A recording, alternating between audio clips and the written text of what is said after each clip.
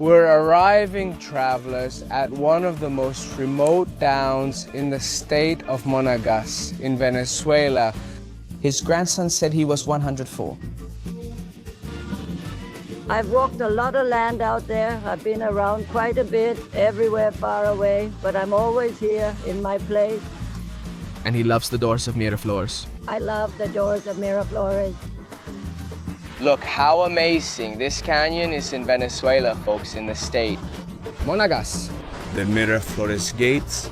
Hello, hello. How are those crazy travelers doing from the top of a mountain in Caripe, Monagas state? We brought them to see the interior of Venezuela. In this video, we're going to show you what life is like in the interior of the country. We'll talk to people about their daily routines, the quality of basic services, and other details you may find interesting in this video. And we'll also be visiting the Guacharo caves, the gates of Miraflores, and other places of interest in this state.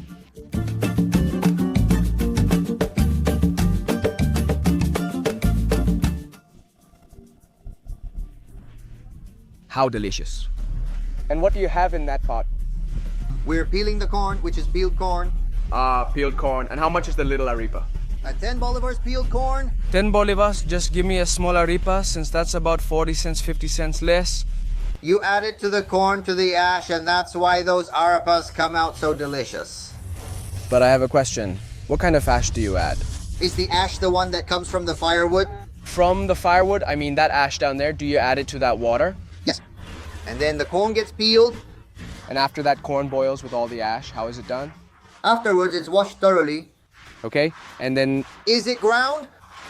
And then is it ground? It's ground, made into delicious arepas. Whew! Hey, look, just look at how thick these arepas are. Delicious. Let's see. How... Is this little town called Mom? Is this town called Guanagua? Guanagua. Guanaguana. Guanaguana? We're in Monagas state. In Monagas state. What's life like in Guanaguana? Guanaguana is still a healthy town. We live off agriculture and sales, as you might have noticed. There are many roadside stands. We sell arepas and similar items to make a living here. I guess the truck drivers stop and buy the piglet? Uh-huh. Tell me, sir, what do you recommend I do around here in Caripe? Well, in Caripe, for example, there are some tourist spots. There are places where you can get strawberries with cream, vegetables, and produce. It's a healthy, beautiful, and touristy town. How beautiful. We're going and very excited. I tried it and it's Delicious. Let's see with this little pig. In fact, I was listening to how it's made. It's a tedious process. It's not easy to just grab it. Dough, flour, bread, no. Nice, sir. So you don't forget the name. Even though I haven't named the kiosk yet, it's called Kiosco Dios es Bueno. Kiosco Dios es Bueno. From Pastor Julio Velázquez. Is that right? Yes, God is good.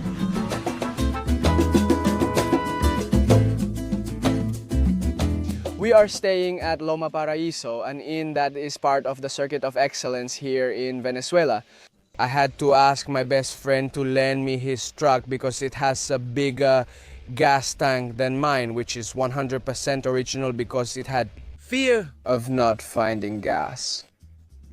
We came from Caracas. Honestly, surprisingly, in Guarenas and Guatire, there was no gasoline at all. But as we went further into the interior of the country, we found gasoline. Was there gasoline in El Guapo, in Cupira, in Puerto La Cruz, even when entering Monagas? And I was really surprised by the good condition of the roads on this side of the country.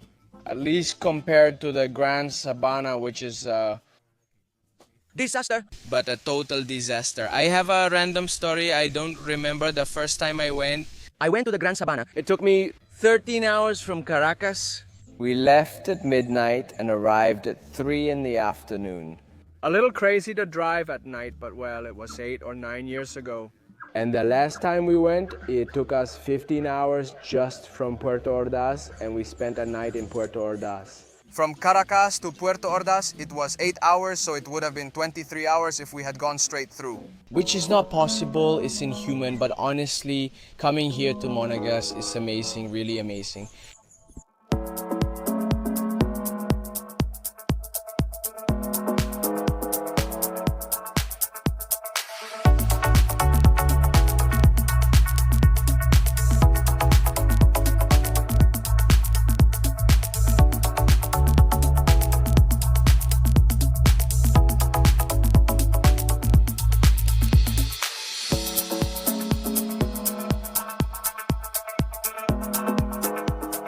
Our first stop today is going to be the Caripe Municipal Market. Here, we're going to look for something to have for breakfast.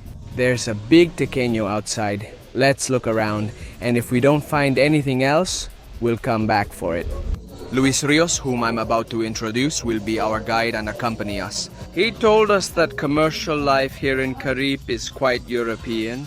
Starts around 8 or 9 and around 12 or 1 there's a break. That is, the businesses close and reopen at 4 in the afternoon.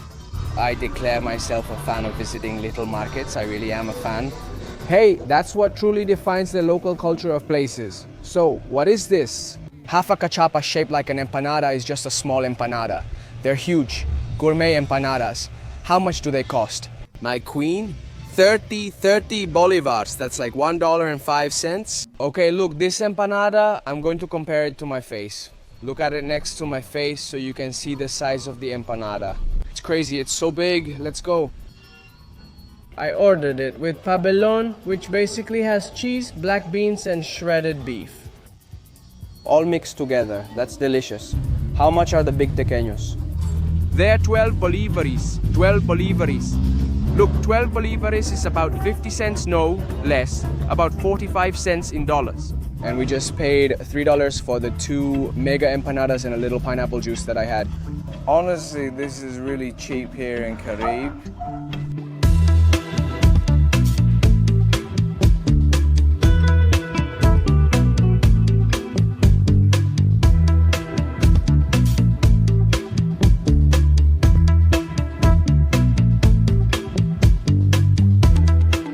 We've just arrived at Miraflores itself. Right at the gates of Miraflores, we're going to take a walk to get to the canyon and have the best views of this place. We parked the truck there. We found a little house that says they sell soda, cigarettes, rum, and bread. What else do you need? Well, I would take this out, but rum and bread are fine, and a little soda for the rum. Look, here we are with, what's his name? Noeli? She is Mrs. Nomi's daughter, a well-known woman in the Miraflores Gates area. And where did your mother go, Mrs. Noli? She is living right now in Sucre State. That's fine, that's fine. How's life at the Miraflores Gates? Very good. Everything is extremely peaceful, right? Do you live next to a river? Are you happy living here? Yes, very happy. It looks great, surrounded by nature, and everything is amazing. What do you like most? Well, all the nature, the tranquility, the river, and the plenty of water here. We're about to start hiking to the gates of Miraflores. It's about 30 minutes from where we left the car to the entrance of the canyon. And our guide was telling us that he wasn't going to take us on the traditional route that tourists use, but instead on a local route to get different perspectives of the canyon. So come along with us, and if you haven't subscribed to the channel yet, it's the best way you can support us. Click subscribe and enable notifications so YouTube alerts you when we upload new videos. Let's go! Two of the local guides who will be joining us today are Chris and Herbert. They live here at the gates of Miraflores. And throughout this tour, we'll also be asking them what life is like surrounded by so much nature. The first interesting fact they just told me Is that right behind us we have the shortest river in the world. It's called the Mapurite River, and it starts under that rock you can see back there and ends right here. It's just 13 meters long, where it joins this big river called El Guarapiche. I mean, 13 meters, it's Popularly known as the Little Fridge, and I doubt we'll ever know why, but you can probably guess. Look, over there behind is Luis. Here is Luis Rios, who is the guide that has been accompanying us since this morning. He's a bit shy on camera, but don't worry, we'll get him to talk little by little.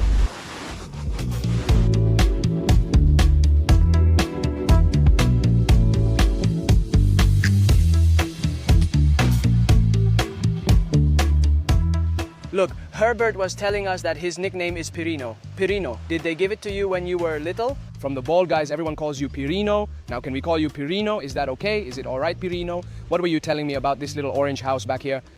In the little house, there's a spot where the signal reaches. And this window, you put it up in the top corner, you put the phone there, and you can't move it from that spot. Everything is on speaker. He records and plays messages, then leaves. But signal what? Like internet? WhatsApp, nothing, just text. Just regular text messages. None of that. Data. Also, you can't touch the phone to make a call. Phone, no dial, you press it and the call goes through. You have to talk on speakerphone, speakerphone. I mean, the whole town is listening to your conversation. The whole town knows everything. Oh, There are no private conversations here. Look, you know, small town, you can figure out the rest. we keep walking. It comes up to here. That's where the road ends. There's a park over there. All the little houses are around it. This is a small community of about 240 families. Okay, here on this bridge that's under reconstruction is the road we take toward the gates. Okay. And Here, my camp is on the other side of the river too. My grandma, who is 104 years old. can we meet her? You will soon? Meet her? How? 104 years. How exciting. We need to know how to reach that age. Happy day. What are you carrying there? Well, Here I have Carauta madura. Caraota madura. How old are you, boss? I'm 76 years old. 76 years old. Riding a horse, what tough people, 76 years old. doesn't seem so. And the man carrying his beans to down to sell. Because Perino was telling us as we were walking that this is a very agricultural town. In fact, the planting starts in May. And this year, because there has been so little rain, we're already in the middle of June. It's nearly the end of June and they still haven't started the big plantings. And some of the main crops planted are black beans, corn, cassava, or Chinese taro. But above all, coffee is the main crop out of everything that's planted around here. And I want to highlight the attitude of the gentleman. It's a smile, a kindness. And you can tell he got up very early to go look for the beans and now he's going to sell them. And he still has a very good attitude. We take the subway, have comfort, air conditioning, you know, and we walk around with a grumpy face all day. This gentleman works from very early in the morning with a lot of effort and he gives us his best smile. We are arriving at Grandma Isabel's camp, Pirino's house, where he also hosts tourists who want to come and see the gates of Miraflores. We are just 1 kilometer from the entrance to the gates, and we are going to meet the grandmother who is 104 years old, and she tells us they call her Mama Coco because she looks like her. Those who saw the movie Encanto will know who she is. How long has this inn been operating? 9 years? And how much does a night here cost? In a tent, $5. It all depends. And Do you have rooms as well? Yes, we also have rooms. Well, look, here you have a pretty affordable option to come and see the gates of Miraflores. Also, it's with a vaquiano, a local guide. that Takes you to see the best places in these areas. That's my grandma. how Grandma? She... can't see. How are you? Here I am, my grandma. I'm not doing very well, but I'm hanging in there. How are you doing? Here, you know, I'm not going to say I'm doing badly, but I still have a wound, so... That's right, your grandson told us that you were 104 years old. Do you remember your birthday? My birthday is on December 3rd. December 3rd, yes. Wow. And what's the secret to reaching that age with such a big smile like yours? Oh, my son, I don't know how I used to be, even now. Just like you see me now, I think. Ever since I've been living here on Earth. I have plenty of friends, very affectionate, all with me and my family. Well, What else do you like about living here? oh, honey, because here you could say that I wasn't born here, but I can say that I've been living in this place since I was little here. Since I was about 12 years old, I've been living here where I live now. I've traveled all around here in every direction and far away, but I always end up back in my place. And I Loves the gates of Miraflores. The gates of Miraflores. This is my charm here, my son. Well, they've lived here all their lives. Mrs. Isabel, could you invite Venezuelans to come to the gates of Miraflores? How? Of course, dear, with open arms. I'll be waiting for you here. I've had quite a lot of people visit me here. Some people used to come here, the Americans, well, they came here back when I was still young. I used to make coffee for all those people, for those groups that came. I made coffee for all of them. They ate oranges here. There were a lot of oranges at the house back then. They would eat oranges and have a good time here. Afterwards, they would go to Margarita, to Cumanar, and so on. I'll be here waiting for all of you with open arms. For everyone who comes by and shows me affection, I'll be here waiting. Thank you, Grandma Isabel. Yeah. We're at your service. Look, Perino is telling us that this is the campsite. This is where the tents are set up. Look, the grass is short and amazing. There's a campfire area over there. Obviously, right now with the rainy season, you can't do much, but here it has a little roof so people can eat. Perino, what's life like here? What do you do on a typical day? My normal life here is agriculture. Agriculture, yes. And relaxed. Sometimes I work out, run in the mountains. In the summer season, I spend all day climbing over there on the ropes too. Because I have a small climbing school for kids. Okay, building the community. Since I started in the world of climbing when I was a child, I also want the kids from the community and nearby areas to get involved in this sport. And that's what my daily routine is like here. Okay, and how are the services in the area? I know you get water directly from... Yes, we have it right now in winter. Our main issue in the community is electricity. When it rains, the power goes out frequently. As for other services, well... In summer, do you have electricity without issues? What we don't have in the community is, well, phone signal, data, point of sale terminals, none of that, of course. But we have some inns at the entrance of the town. We have other very beautiful areas at the entrance, like the hot spring. Okay, which are some hot springs that are in a mountain too. Okay, there are several inns there. And do you use firewood to cook here? We cook with firewood and gas inside. House. Inside the house. And does the gas come, or do you have to go out and buy it? You go to town to buy it. Buy it and bring it back, but there's usually some in town. Yes, exactly. Okay, honestly, I think life is very calm and relaxed. I've talked to several people here from the Puertas de Miraflores, and everyone seems really happy. Do you consider yourself happy living here? Oh, I wouldn't trade this for anything for nothing, right? Even though we don't have the benefits of the signals, the city. Exactly. Well, I don't need that. I lived in that world, and my world is the countryside, agriculture, sports, and I wouldn't trade this for anything. But If you had to improve 3 things, what would they be? What we really need more of here is signal, phone signal. Many people come without a way to pay because there often aren't card readers now, so they don't bring cash. That's what we really need. Of course, since with phone signal, there'd be card readers and people could pay. And everything. But the rest, well, we have an inn, we have the campsite here, and there are several houses that also have rooms available for visitors. Those who don't want to sleep in a tent or hammock can rent a room in any area here in the community. Okay. Well, now show us because we're already excited about that canyon. Well, from here, we're leaving the campsite right now. We'll go in front of the house and take the path straight to the gates where you'll find it. A large canyon, each rock is about 200 meters. It's one of the most beautiful areas in Latin America because of the type of rock. And many international climbers come here. Really? When was the last time international climbers came? Foreigners? 2020, 2020. Did Emily Harrington come? She's the top female climber. In the world? Wow. Look, in 2020, the world's top climber visited the Puertas de Miraflores in Venezuela. What a privilege for you.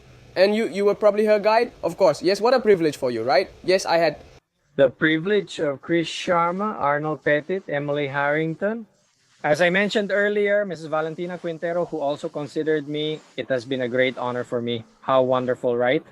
Well, and just recently, the day before yesterday, I got the news that I was selected for the National Tourism Award. Wow, congratulations. Yeah, that's awesome. Congratulations! Thanks. Let's walk through the Miraflores gates to see them. To take this route, you'll need to cross the river multiple times starting here. Let's get wet, as they say.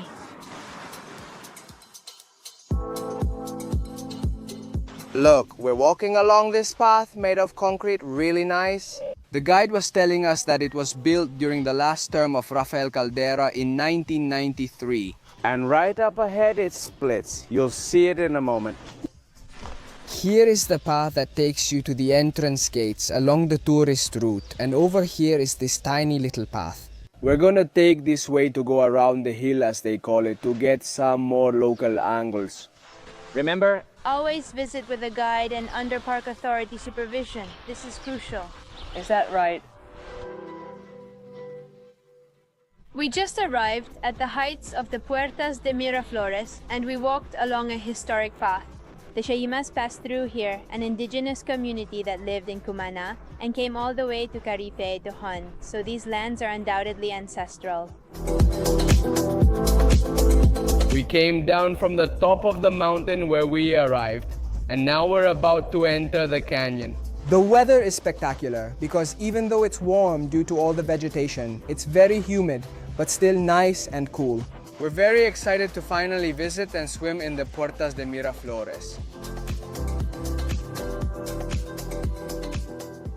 We just made a decision.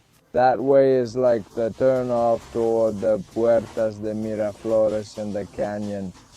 And if we keep going straight on this road, we're going to visit one of the most remote villages in Venezuela.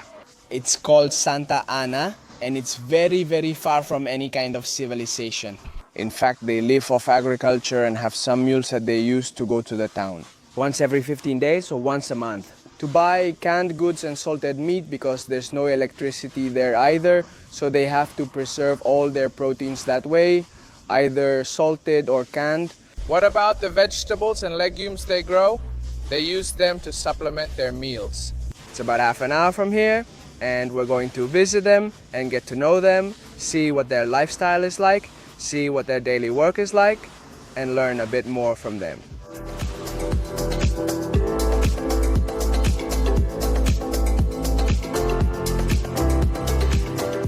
Before arriving at the remote village of Santa Ana, we decided to stop by a spring. Look, it's amazing. All that you see there comes right from under that tree you see over there. The spring comes out from under that tree. I mean literally, that's the source. Look at this, the source of the spring.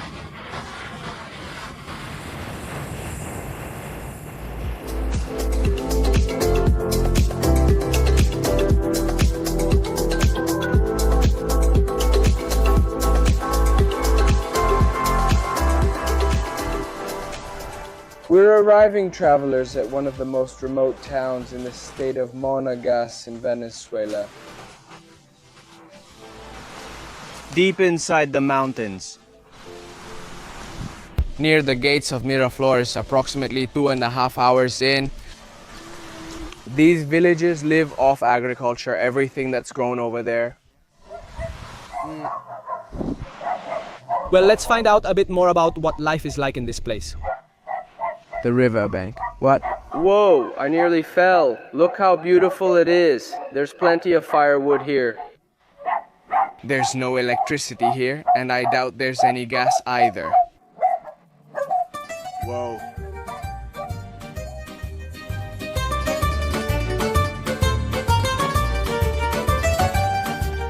There are just 5 small houses here in Santa Ana. This one is right behind us. And over there is the 2nd, the 3rd, the 4th, and up there is the 5th. They tell us that the one over there works as the little school, and the one further up is the medical clinic. Let's see if we can meet the teacher, who is also the nurse of this town. No, this is amazing, so remote. Crazy. I'm amazed people still live so isolated today without essential basic services. Here, in the middle of nature, I want to ask them so many questions. It's incredible. Let's see if we can meet the locals and have them answer all the questions that come up for us while we're here. Hey, what questions come to your mind? I'd like to know what their daily work is like. I mean, what they do on a day-to-day basis. Right away, I can see that they don't have electricity or gas, so they cook everything with firewood. But how? Do they preserve the food? What's their hobby? What do they do when they're free? Exactly. What time do they go to sleep? Each? How often do they visit civilization to shop? How do they communicate? What? Incredible. Wow. In an emergency, where do they go and what do they do? There's a lot to ask.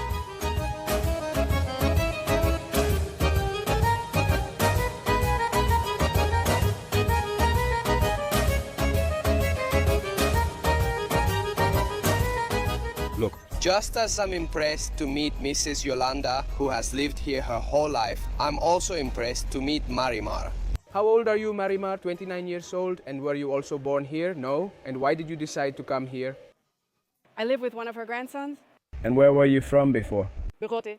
How long have you been here from Begote? It's about 2 hours from here. Well, roughly 2 hours. 2 hours walking. Yes, walking. Is it another small mountain town in Monaga, or is it outside the Miraflores gates? Or is it Sucres? Ah. Is it part of Sucre? Is it still a small town, or more like a city with more services? More houses? There's electricity over there. So there is electricity over there, yes. How's life in Santa Ana, Marimar? Well, Good, thank God, all's well. Hello. What's your name? Samantha? Look, Marimar, a question.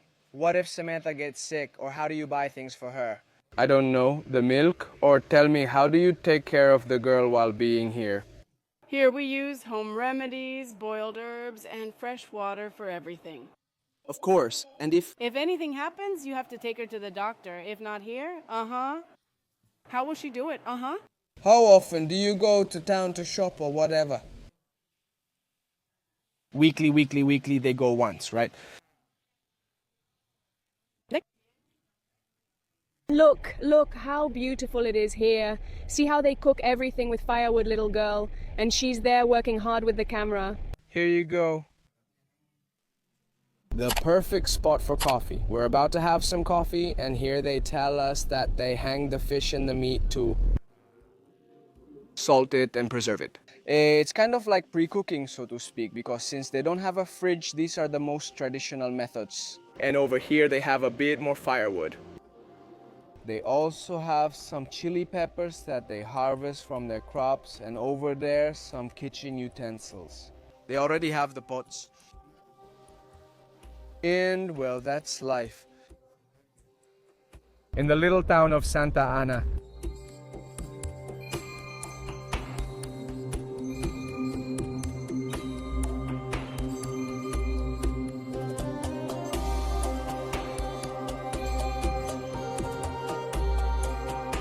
Look, I'm gonna go inside the main house. Obviously, everything is pretty dark because there's no electricity at all. There's like a room here. And do they hang their hammocks here? Here. We hang hammocks and everything else and ripen cambo fruit. Ah, for what? How? Cambo ripens. Look at this one, all of it. They put the green cambuls like you see here and let them ripen so they can eat them later. How many cambuls do you eat a day, Mrs. Yolanda? Who eats? Me, because I don't eat much cambo. No. You eat a lot of cambo. Me? Yeah, I eat one, just not that way. Okay, a cacao. And do you eat fresh fruits? Well, some of them. They suck on them, I don't. This is what you get from the cacao. Ah, look, there you have it. How delicious. Stir, roast, then stir again to remove the little balls. How tasty. And do you want to so you can grate them? No, relax, give me. Because it's made with flour, and this, yes. Yes, no, relax. Thank you very much, really, thank you so much. Look, I honestly have no words to describe how kind and generous these people are. They literally want to share with us the little they have, and that says a lot about Venezuelans. That's how Venezuelans are. Although there may be a few who have bad habits, bad customs, bad manners, as we say here. The common denominator, most of our people are like that. Like Mrs. Yolanda, who wanted to give me the cacao seeds she had, and she only had 2 little cacao fruits there. And I said, no, really, thank you, but with all my heart. And she gave us bunches and bunches of cambur, which for those from other countries is banana, and we ended up eating a lot. Really? How beautiful. It's crazy to live in such a remote town, but it's wonderful to meet such warm, kind, and willing people ready to help you. Really, what happiness. Today, familiar friends, today they are dos locos de viaje. They love the scenery, and I swear to God, we just crossed the river back to head towards the gates of Miraflores. And one of the gentlemen from this house sang us a spectacular song, improvised right there, and told us to wait, that they were going to give us a piece of Chinese okumo so we could eat it with some fish and a really good salad over there at the gates. So we're waiting. How beautiful, really. What a show. This is the real Venezuela, never forget that. We were over at Mrs. Yolanda's house. They were going to have plantain balls for lunch, and it was practically all they had, and yet they still shared their plantains and bananas with us. I'm truly grateful to have met such kind people who remind me why I love my country so much. We returned to where we made this trip's most important decision, visiting the small town of Santa Ana. Here's the crossing. We came from over there and we're going down toward the river to enter the gates of Miraflores from the back of the canyon.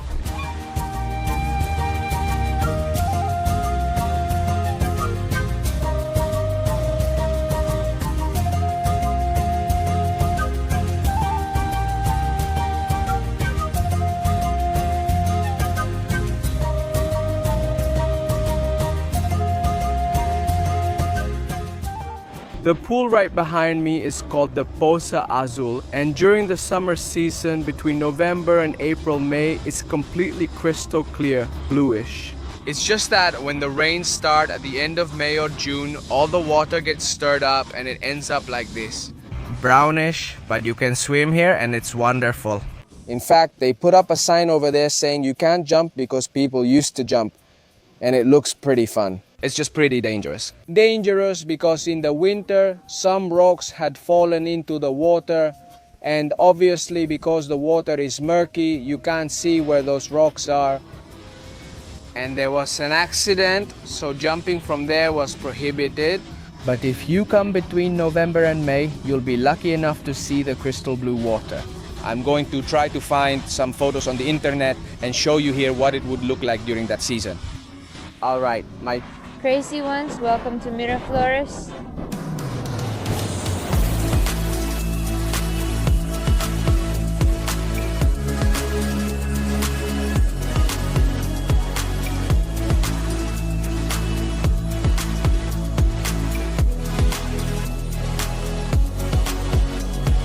Miraflores.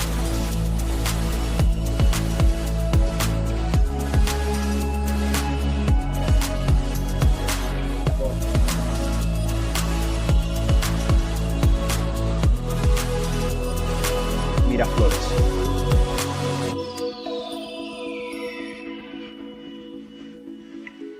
Here you can see an anchor, another one up there, another over there, and some boats.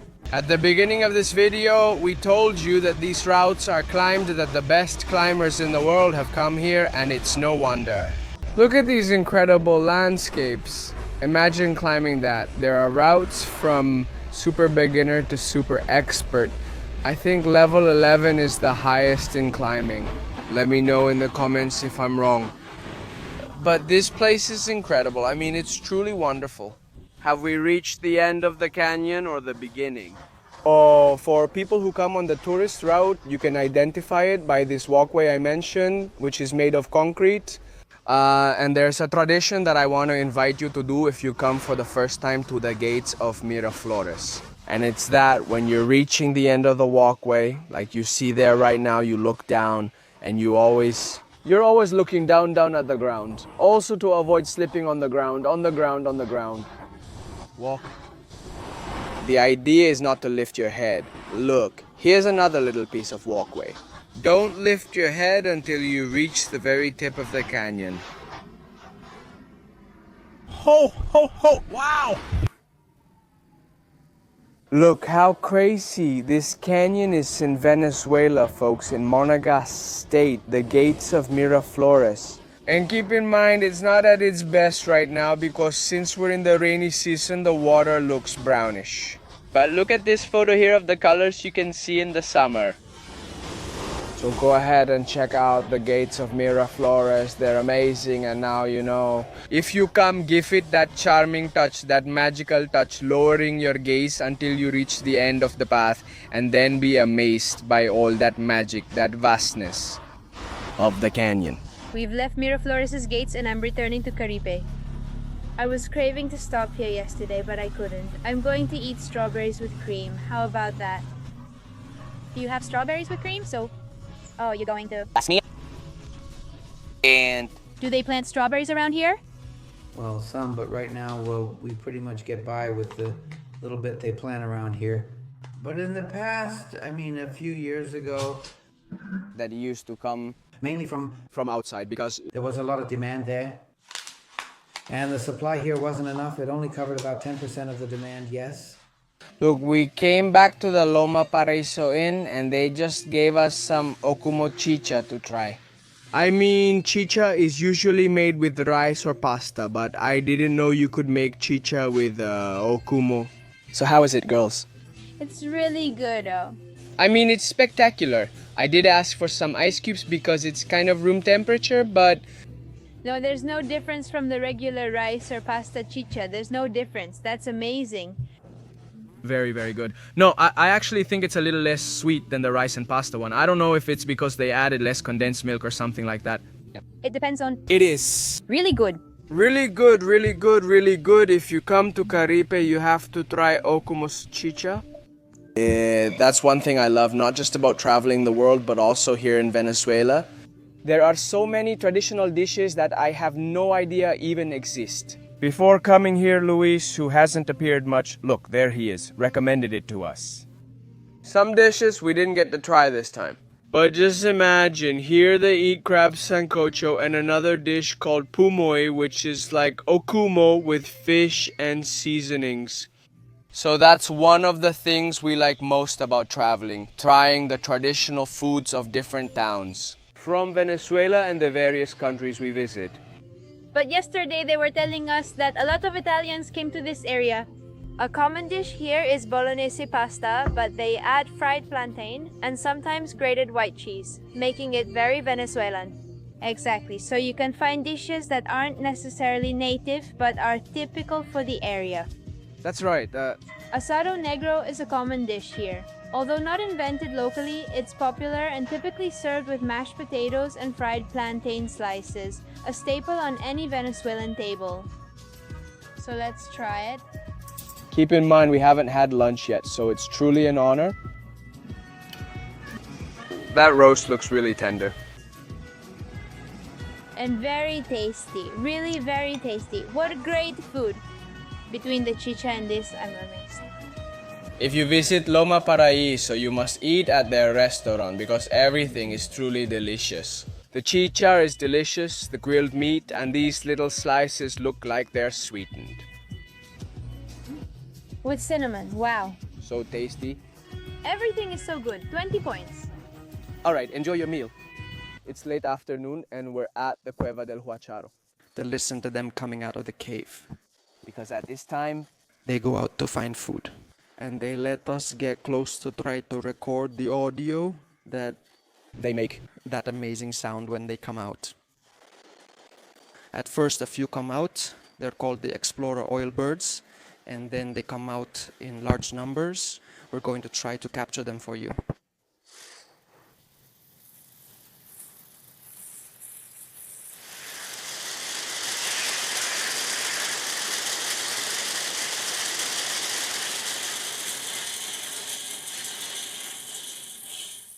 Wow, what I just experienced is at the top of the moments in my life. What a spectacle to see the oil birds come out. The sound, besides, Luis told us, when you go into the cave, put your hands here on your ears and press them a little. And it sounded like heavy rain, but wasn't it the animals making that sound? And then when we came out, we saw fireflies. No, what a sight. I'm impressed. I still don't have the right words to express everything I feel. Well, although the cave usually closes entry at 3 in the afternoon, we recommend that you stay, if you can, after 6 in the evening. That's when the sun has set for the day and the guacharos start to come out. And you can perfectly stay outside just like we did. To watch the guacharos come out, we got a little closer to record the audio, but you guys? from a kind of amphitheater that's there. There are rooms, there's a little plaza where you can watch the guacharos come out, and it's wonderful. I mean, they told us that there are between 9,000 and 10,000 of these animals inside the cave. But they come out in colonies. First, the leader of the colony comes out, and then he leads the rest of the flock. And they told us that they can travel up to 300 kilometers in one night. No doubt, tomorrow we will come back to go inside the cave and show you the journey from the inside. But this is just a small preview of what they told us today. And well, for you it's 1, 2, 3, see you. Good morning. On our last day in the state of Monagas, we came to visit another ranch that had invited us before we arrived. It's called Campo Claro. They also have cabins to accommodate tourists and restaurants. And we couldn't stay here because of the short time we had, but we did make the visit. And they're letting us try some typical fruits from the area that I hadn't tried yet, and I'm going to show them to you now. What's that you have there? What's it called? It's a Fruit that's harvested here in the municipality. municipality. Caribbean. Okay, and how do you open it? You need super strength. Basically, Like twisting it, I'm gonna miss. Stronger, good. that's it. And then how do you open it? Let's see. Is it ready? Good. Here. It's the fruit. Okay, la. Fruit, the fruit. Good, the fruit. It looks like Sour sop, yes, it doesn't look ripe. It looks just like cotton, doesn't it? yes, very much so. Sweet pure sugar. Look at the seed. Wow.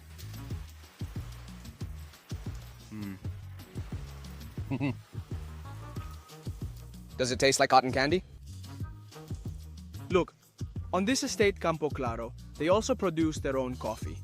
It's called El Jardín de Oriente. They have several fruits, including these large Californian oranges.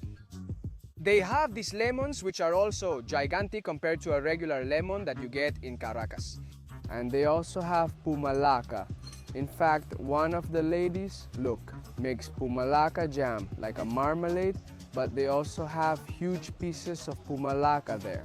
Yeah, kind of like a jelly, so tasty. And well, they also have mangoes and bananas, which are plentiful in this area.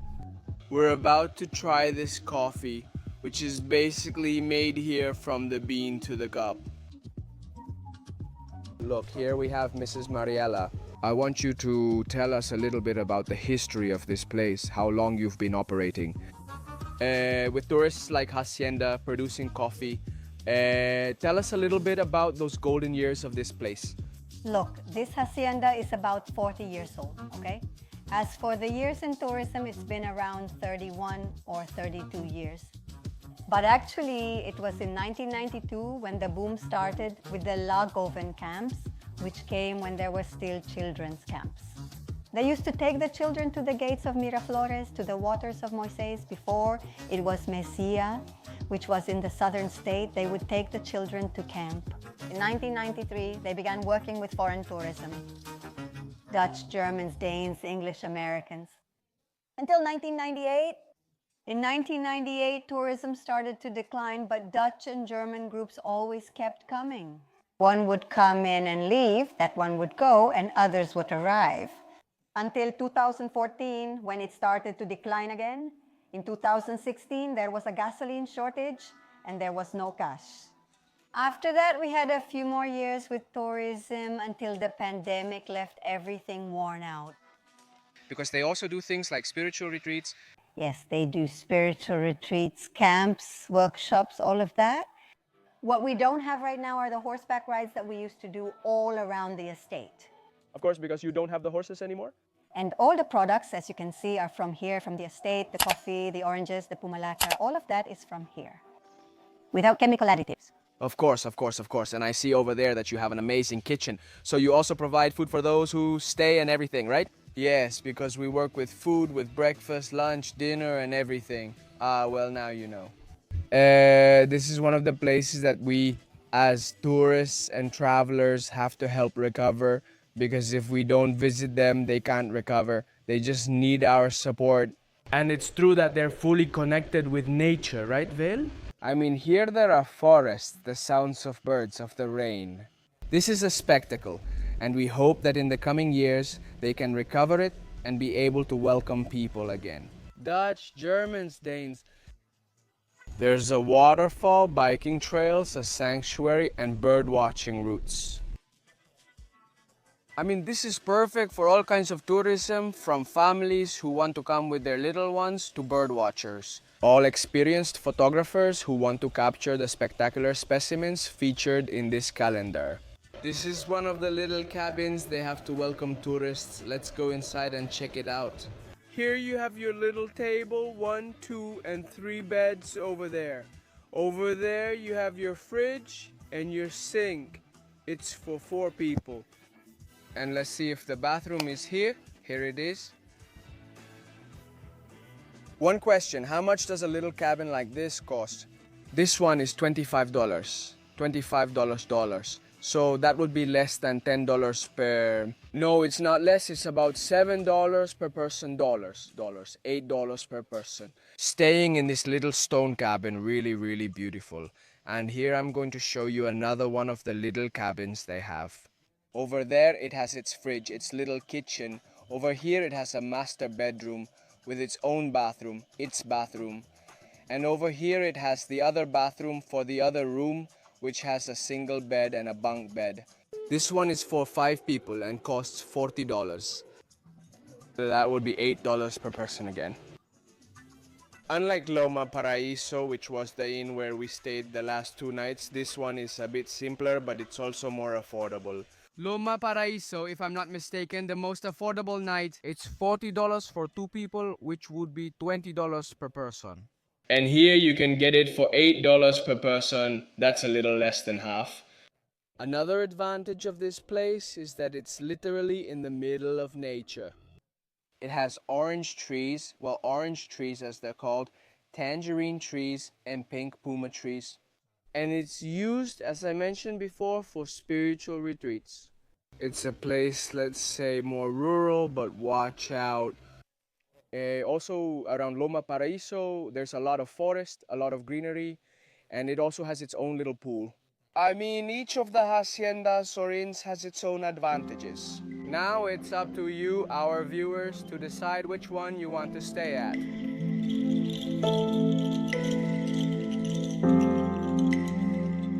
For a long time, there were rumors that there were pyramids in Venezuela that hadn't been discovered.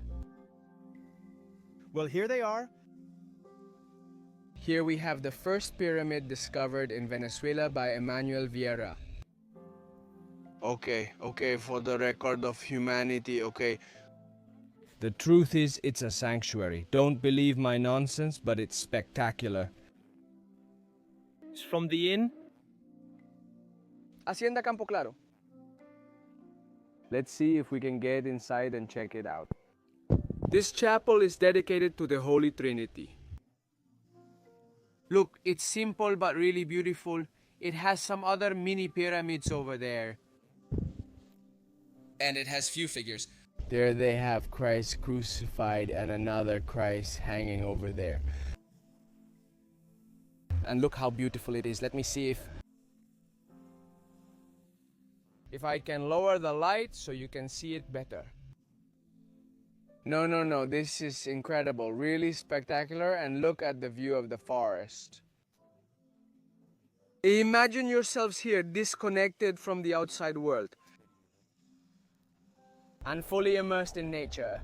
What do you think, little girl? Isn't this beautiful? I can just imagine this estate in its day. It's golden days. And honestly, it makes me feel nostalgic. I would love for all these places, which maybe right now don't have the ability to keep everything perfectly up to date, to be able to do so soon. Because they're beautiful and they're worth visiting. Catalina, look how pretty this Lorita is.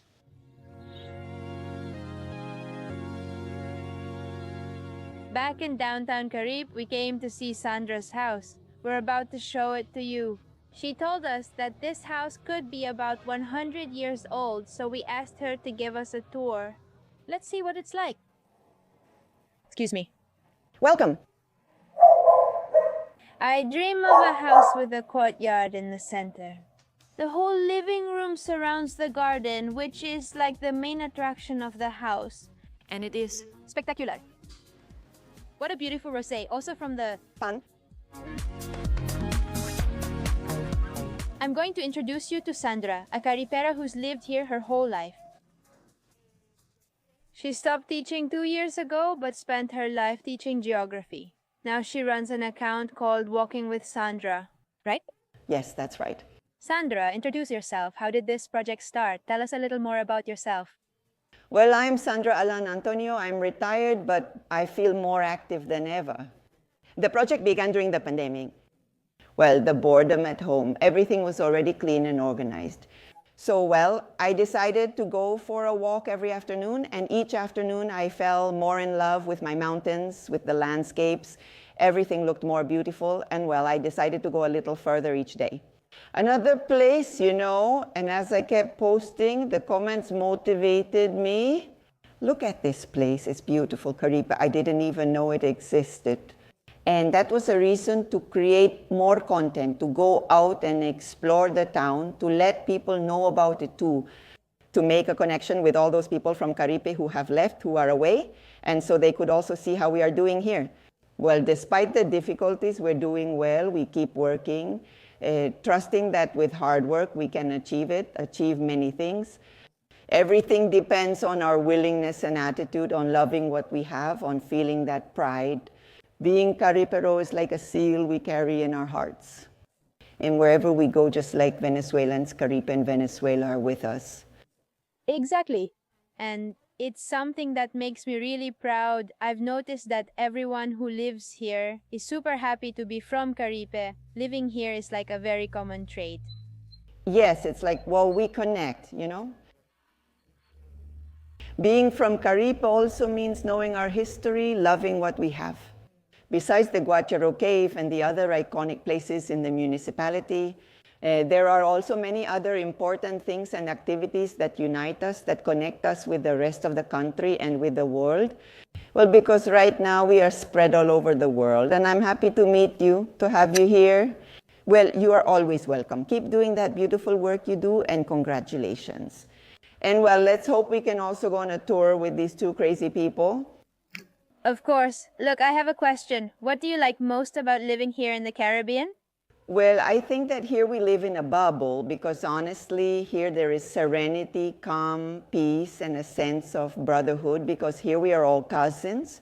Hi, cousin. Not by blood, but by heart, you know. It's a beautiful feeling, and also, well, at any moment, we are supportive of each other. So, well, I love that, and I think that's what's important, to be like siblings and have that sense of brotherhood that we've achieved, especially in small towns, because in the cities, people are more distant. You live next door but don't know each other. Here, everyone does. This house belongs to the great-grandmother of my daughters, Miriam and Estefania, Grandma Carolina, and it has been in the family tradition for over 100 years. Now we are here protecting this heritage. And it's Sandra. Could you invite all the crazy people watching us to come and visit Cariplo? Thank you. Well, we invite all the crazy people who follow us, and these two crazy ones too, to come to Caripe, to visit us, to encourage tourism. We offer much both in Caripe and across Venezuela. And well, we're here at your service, and you're always welcome. Thank you. By the way, we didn't mention it, but Sandra is 18 years old, making little ice creams. Little ice creams? We're going to try them right now. Yes. Here we have 2 bedrooms, 2 bathrooms, and a garage that fits many cars, though we have only one. It makes me feel so amazing. Yes, well, or... I mean, this room, everything is incredible. The hammock. Hammock. With a view of this central garden. Next to the house entrance is a small ice cream stand. Let's try it. They're 100% natural, right? Yes, they are. They only have sugar, but there are also coconut and raspberry ones. Raspberry with coconut, passion fruit, tamarind, and mango. Little boy wants coconut. I'm getting passion fruit. Look, here are some little friends. Where we put our beaver skills to the test, we show off our beaver teeth. Hello, sensitivity. That's great. You know, like a little frozen coconut treat. It's delicious. I really love it. I've loved it since I was a kid. I remember a lady where I lived who sold them like this, but with a small wooden stick inside. So you would rub it a lot with your hand, and then you would end up taking it off the stick, and it would be like a popsicle, but upside down like that.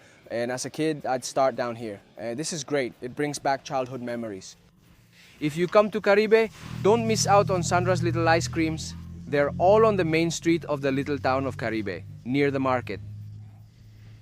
And it's one of the interesting things to do in that town. Especially if you visit on Thursdays or Saturdays when the market is busiest.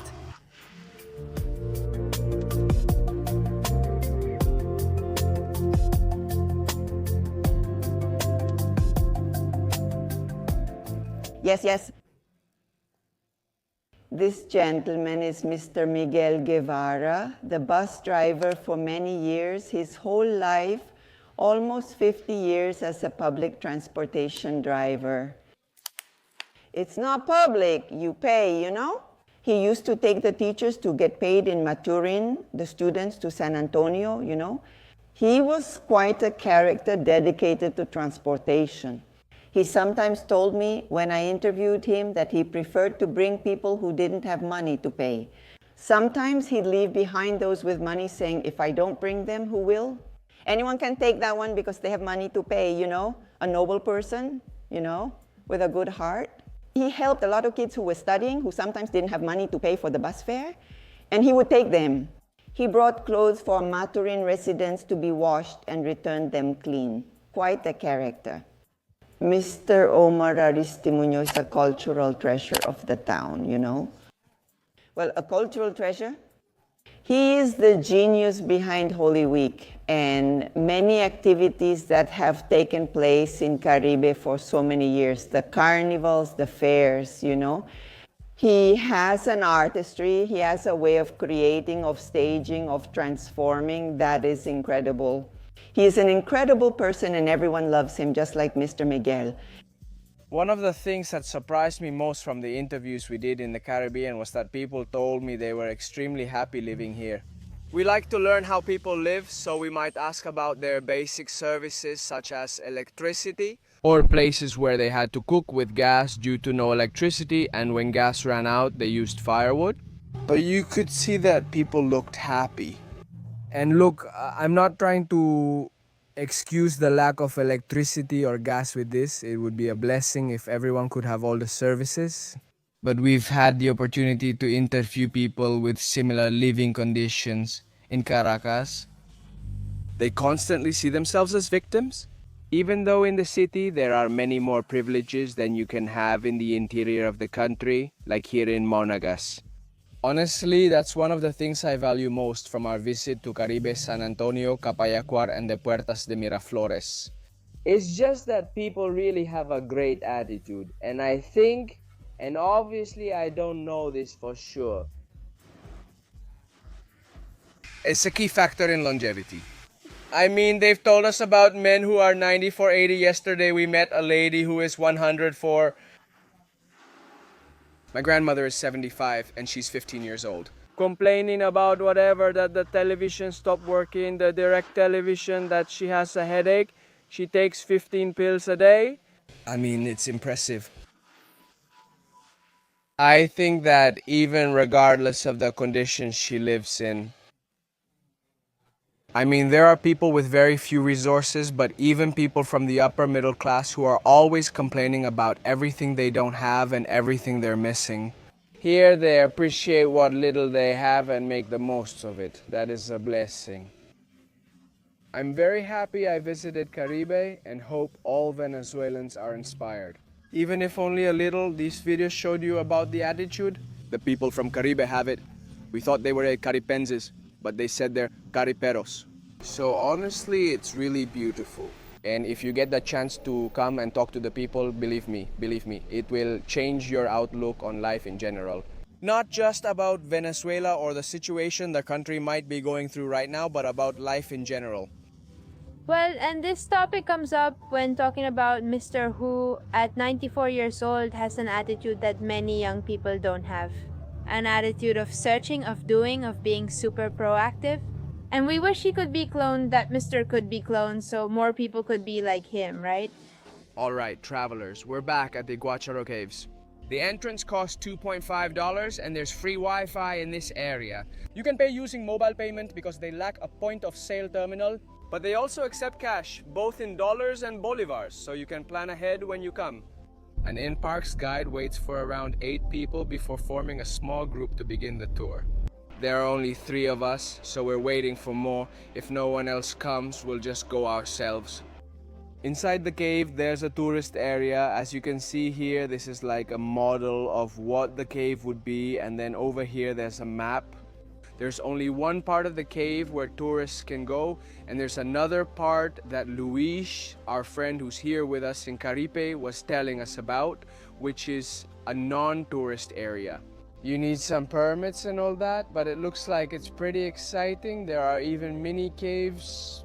Well, not really mini caves, but it looks like it's pretty exciting. You even have to go through some underwater passages if you want to reach the explored area, which is about 10 or 5 kilometers. If I'm not mistaken, we'll confirm it with the guide, and it's the 4th largest cave in Venezuela.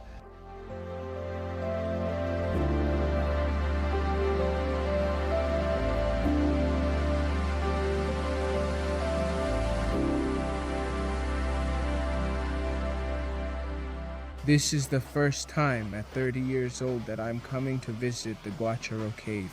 And honestly, it's spectacular. Look, the walkway is very, very beautiful.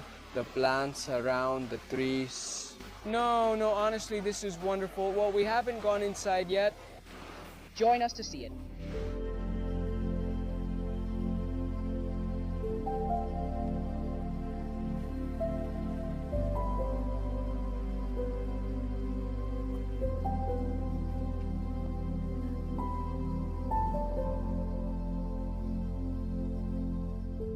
Don't get too far ahead and don't fall behind. Avoid touching the rocks, because inside there are 121 animal species such as scorpions, centipedes, millipedes, cave spiders, cave crickets, 3 rat types, and bats. We won't see all of them, but we'll see some. Now we're entering a place with birds. If something warm, hot, or sticky falls on you, do you know what it is? The welcome for Guacho's farewell?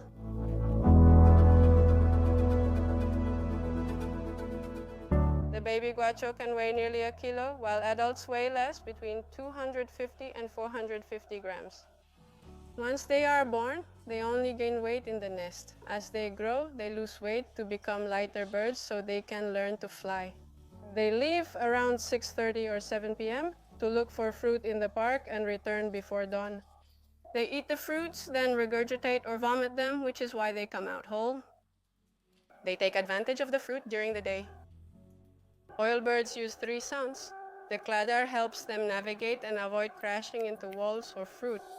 The loudest sound they make is a screech because they detect our presence. They feel threatened and make that louder sound. The other sound is used to communicate with their mate or colony. They are monogamous birds or monocucos. Do you know what that is? Yes? Yes, they have just one mate. They stay loyal to their partner and may die of grief if their partner dies. If that's you, congratulations.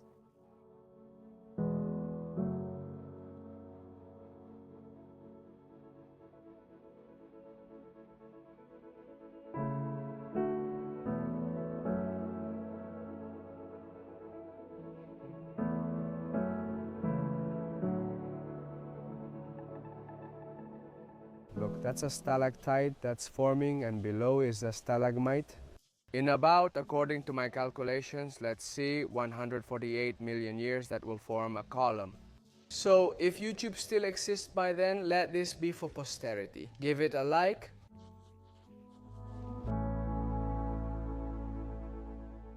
Look, this is a baby guacharo that falls from the nests. The parents can't come to feed it, and soon they will die. either from lack of food or because some other animal eats them. And we humans can't do anything to interfere with the cave's ecosystem, so we'll have to leave it at that. That's tough. Sorry, little buddy.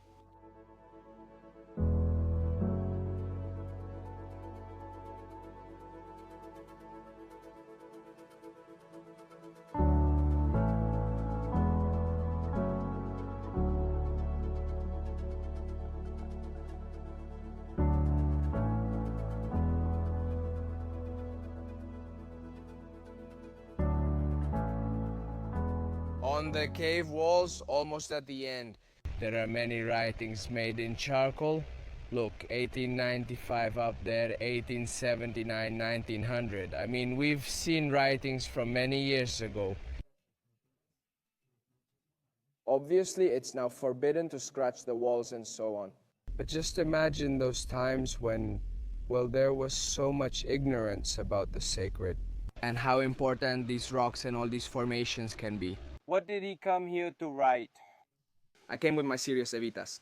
I sent greetings to my little friends because, as I said, Alicia Felipe was here. Not only do you see dates, but also all kinds of writings.